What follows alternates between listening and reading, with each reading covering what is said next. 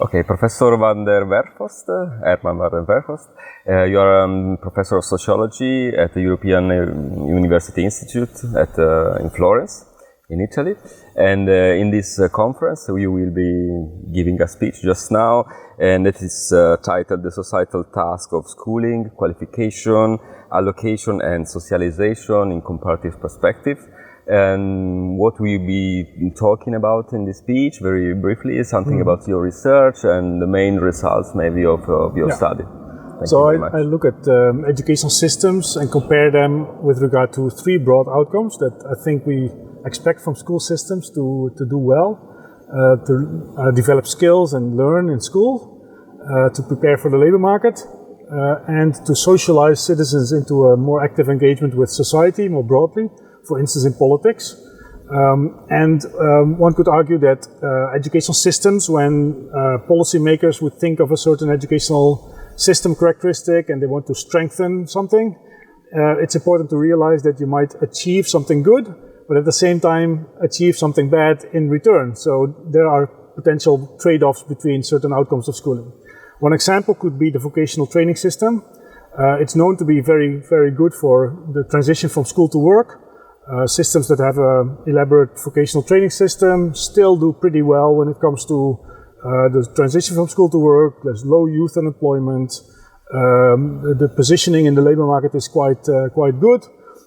Yet, if you have a vocational training system, it might also separate students with regard to civic engagement classes, and it might be very hard to achieve a certain kind of equality in terms of democratic engagement. So differentiation might be sometimes good for the labor market visibility of qualifications, but at the same time it might also increase dispersions in political engagement, and that's a typical result that I will discuss today. Okay, thank you very much. And have you found models that are more, in terms of nation states maybe, that are more toward a certain kind of equilibrium between these different forces, let's say, and which are these different models? So, I mean, often in the literature, it tends to be the case that it is conflated whether a system is vocationally specific or whether it selects early. And in my view, it's the early selection more than the vocational content of education that is in fact important for these civic gaps. And it's the vocational orientation that is in fact helpful for transitioning into the labor market.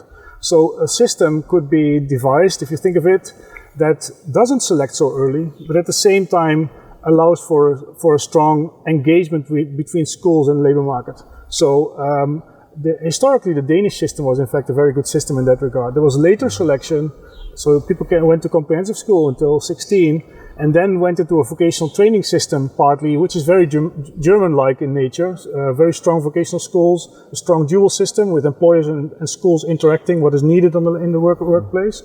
But interestingly, in Denmark, the enrollment in the vocational schools has been declining. And that's a general process that we see.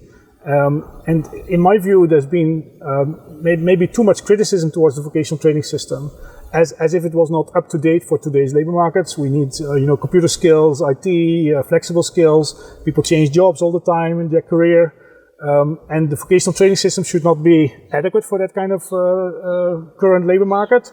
However, I mean, if you look at the data, as I try to do, there's still a lot to say for strong connections between schools and labor markets. So educational programs that prepare for a specific set of jobs are still very good labor market programs. So to integrate that labor market focus with a more inclusive system in the, let's say, the compulsory stage would be for me a very welcome kind of educational system. Okay, thank you very much. Thank you very much.